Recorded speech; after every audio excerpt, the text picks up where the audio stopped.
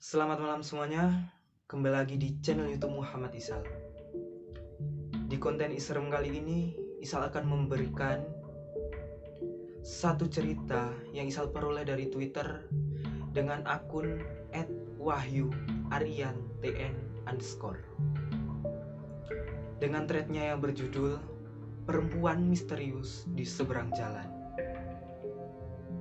Sebelum lanjut ke ceritanya, buat kalian yang suka dengan konten horor, mungkin bisa like channelnya, subscribe, dan juga share ke teman kalian. Langsung saja kita lanjut ke ceritanya. Bagi para traveler atau warga sekitar Semarang, pasti tidak asing lagi dengan keberadaan jalan alternatif Semarang-Temanggung. Jalanan ini melintasi belantara yang berada di Desa Sumawono. Berada di dataran tinggi dan didominasi oleh hutan, jalanan Sumawono ini kerap kali disambangi kabut. Ditambah minimnya penerangan di sana, sehingga membuat kesan tersendiri bagi orang yang melewati di malam hari. Kisah ini berawal saat Mas Wahyu bersama 6 kawannya, yaitu Ahmad, Fitri, Rahayu, Yunita, Yola, dan Yusril. Mereka berenam melakukan perjalanan pulang ke kota Semarang selepas dari pendakian ke Gunung Sikendil. Buat yang belum tahu, Gunung Sikendil ini berada di Desa Sibajak, Kecamatan Candiroto, Kabupaten Temanggung, Jawa Tengah, dengan ketinggian 1.800 meter di atas permukaan laut. Saat tiba di pusat kota Temanggung, mereka singgah sejenak ke rumah kawannya yang bernama Vega. Kurang lebih pukul 5 sore, mereka tiba di sana. Setibanya mereka disambut Vega dan makanan yang tersaji di kediamannya. Tanpa pikir lama, mereka pun menikmati sajian yang ada. Terlihat semua sangat lahap menikmati sajian yang diberikan Vega. Mungkin karena efek baru saja melakukan perjalanan turun gunung. Selesai salat maghrib, Mas Wahyu dan kawan-kawan berpamitan pulang, melanjutkan perjalanan ke kota Semarang. Tapi langkah mereka tertahan dengan ajakan Vega yang mengajak makan di kafe di dekat rumahnya. Ya mungkin karena tidak baik menolak rezeki, akhirnya mereka mengiyakan ajakan Vega. Saat makan, sangat terlihat wajah mereka yang sangat lelah, terutama Yunita. Jadi di cerita kali ini, yang mengalami hal-hal ganjil atau gaib, yang paling banyak itu dialami oleh Yunita. Tanpa terasa, jam sudah menunjukkan pukul 19.45. Tandanya mereka harus melanjutkan perjalanan pulang. Estimasinya 2 jam mereka akan tiba di kota Semarang kalau lancar. Pukul 8 mereka mulai perjalanan. Tandanya mereka akan melewati dingin dan gelapnya jalanan Sumawono. Di perjalanan pulang, Mas Wahyu dan Yola berboncengan berada di paling depan, diikuti Ahmad dan Fitri, Yunita dan Rahayu, dan Yusril paling belakang. Singkat cerita, mereka tiba di sebuah jalan gelap di antara hutan sebelum tugu perbatasan Kabupaten Semarang dan Temanggung. Di sini awal mula keanehan-keanehan datang. Yunita yang sejak di rumah Vega terlihat yang paling lelah, tiba-tiba bertingkah aneh. Yang di belakangku masih kamu kan, Wi? Tanya Yunita ke Rahayu. Rahayu yang mendengar pertanyaan Yunita hanya menjawab masih dengan perasaan mulai ketakutan. Rahayu yang sudah mulai merasakan keganjilan, mulai berdoa dan membaca ayat kursi. Saat itu Yunita berada di depan mengendarai motornya. Yunita yang sudah bertingkah aneh hanya melamun di sepanjang jalan, sampai-sampai mempengaruhi caranya berkendara. Rahayu yang berada di belakangnya semakin berpikir yang tidak-tidak.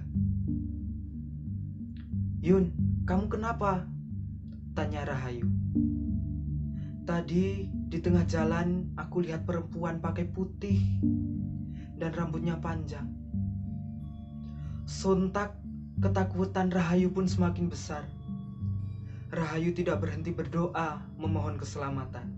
Perlu kalian ketahui, Rahayu belum memiliki keahlian penuh dalam mengendarai motor, sehingga sampai saat itu Yunita yang tetap di depan. Selain itu, keadaan jalan yang sangat gelap mengharuskan motor untuk tetap berjalan. Yusril yang berada di paling belakang mulai merasakan gelagat Yunita yang tidak seperti biasanya.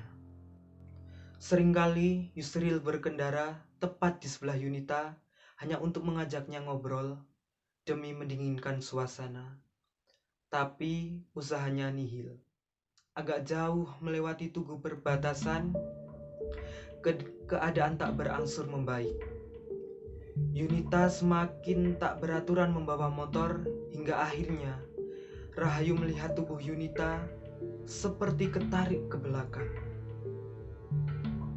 "Aku nggak kuat, aku pengen pingsan," ucap Yunita setelah badannya tertarik.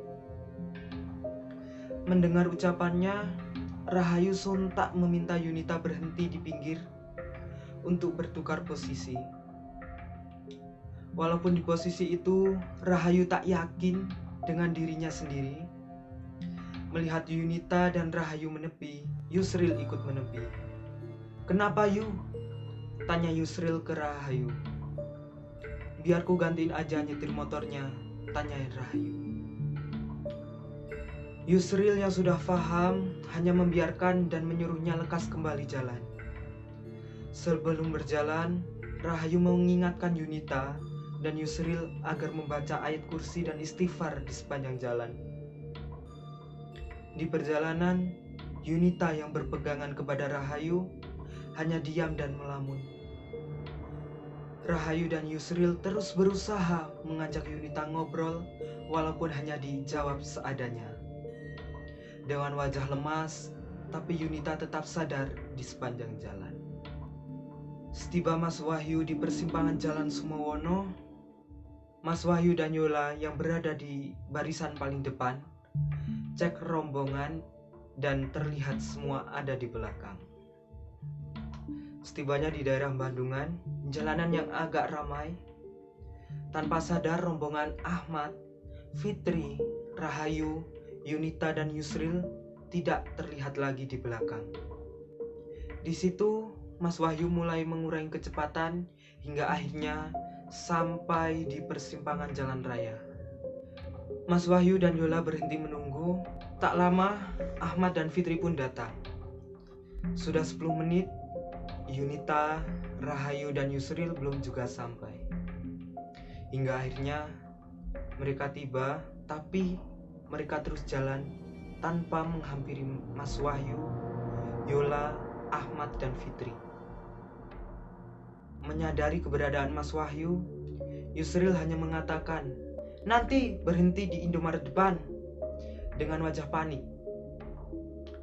Mas Wahyu dan Ahmad hanya bertanya-tanya karena mereka belum tahu apa yang sedang terjadi. Saat di Indomaret, terkejutnya Mas Wahyu melihat Yunita menangis di atas motor. Saat Mas Wahyu bertanya kenapa Yunita hanya menangis, Yunita hanya mengatakan, "Aku wedi." Tak lama setelah mengatakan "aku wedi", tiba-tiba Yunita jatuh pingsan. Sontak mengundang perhatian warga yang ada di sekitar Indomaret. Yunita mereka bawa duduk di tempat depan Indomaret dengan dibantu warga.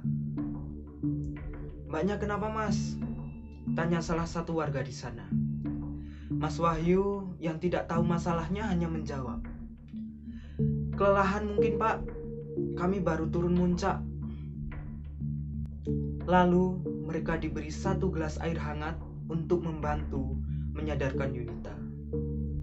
Mas Wahyu mengeluarkan minyak angin yang ia bawa dan memberikan ke Rahayu untuk menyadarkan Yunita. Saat itu, posisi Yunita duduk dengan dibantu Rahayu, Fitri, dan Yola. 10 menit pingsan, akhirnya Yunita sadar dan kembali menangis dan kembali mengatakan, "Aku wedi. Aku ditutke tekan kene."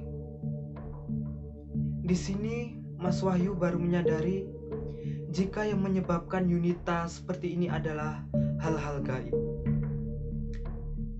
Di situ Rahayu mulai cerita apa yang menimpanya.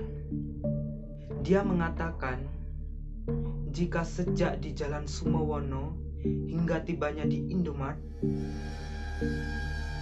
dia merasa ada yang sedang mengikuti dan menempel di badannya. Lehernya berat dan batinnya sangat merasakan keberadaannya. Setelah Rahayu dan Yusril menjelaskan, ternyata mereka sudah terpisah menjadi 2 sejak di daerah Tugu perbatasan. Mas Wahyu dan Yola yang mendengar jawaban Yusril membantah karena saat Mas Wahyu tiba di pasar Sumowono, Mas Wahyu dan Yola melihat mereka semua.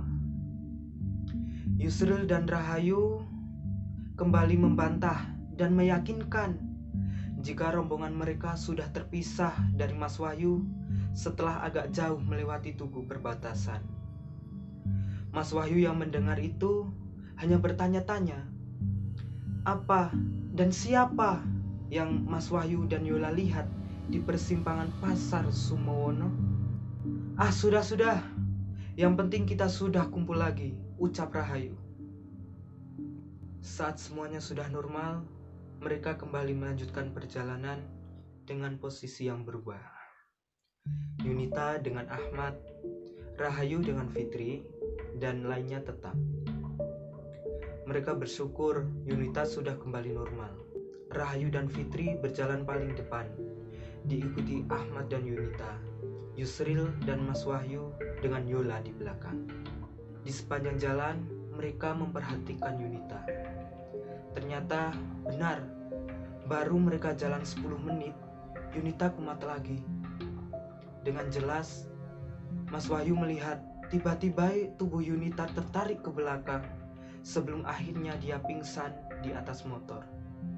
Ahmad yang mengetahui segera menarik tangan Yunita, dan Yusril yang juga menyadari langsung sigap menahan tubuh Yunita dari belakang. 100 meter lagi ada masjid, kita berhenti di sana sekalian kita sholat isya, ajak Mas Wahyu. Sesampainya di masjid, Yunita masih pingsan. Mas Wahyu, Ahmad, dan Yusril menurunkannya dari motor dan berusaha menyadarkannya. Tak lama, Yunita sadar dan kembali menangis. "Mbak isih melu mas, awakku abot, batinku kroso." Mereka semua bingung, karena tak seorang pun dari mereka paham masalah seperti ini. Mereka hanya mengandalkan doa-doa yang mereka bisa, dan untuk menetralisir keadaan dan berharap agar keadaan lekas membaik, usaha mereka berhasil. Setelah keadaan membaik, mereka semua salat isya berjamaah.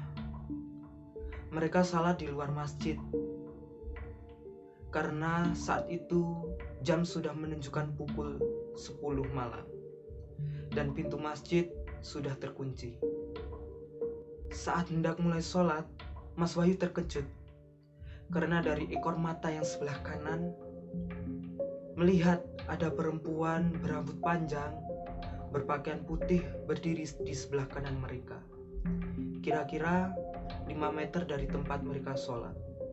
Mas Wahyu yang kurang yakin akhirnya sedikit menoleh ke arah kanan. Ternyata benar, Mas Wahyu tidak salah. Dia berdiri di sana dan dia memperhatikan rombongan mereka.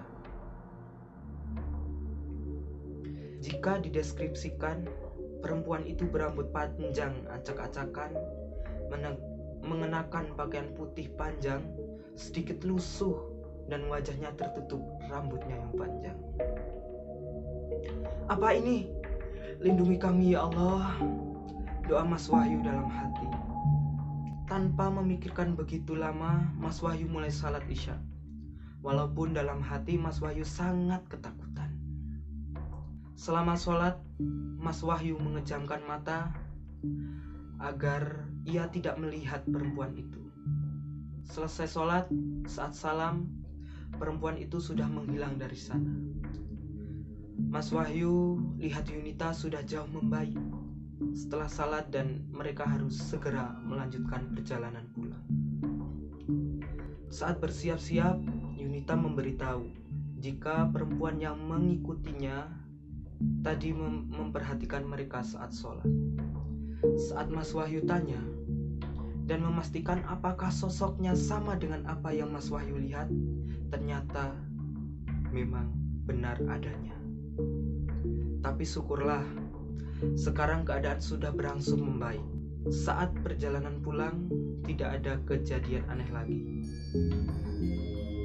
Saat di lampu merah, sesekali mereka bercanda agar mencairkan suasana. Mungkin mereka memang diharuskan lekas keluar dari daerah sana karena setibanya mereka di kota Semarang, semuanya sudah normal dan Yunita sudah pulih lagi. Selama di perjalanan, Mas Wahyu tidak menceritakan apa-apa yang Mas Wahyu lihat agar semuanya tetap tenang. Kurang lebih pukul 11:30, mereka tiba di Semarang. Mereka sepakat mengantarkan Yunita ke kontrakannya bersama-sama. Setibanya di kontrakannya, wajah Yunita masih seperti orang linglung, hanya saja ia sadar dan menjawab ketika diajak bicara. Tak lama, Mas Wahyu menitipkan Yunita ke teman kontrakannya dan sedikit menceritakan peristiwa yang menimpanya.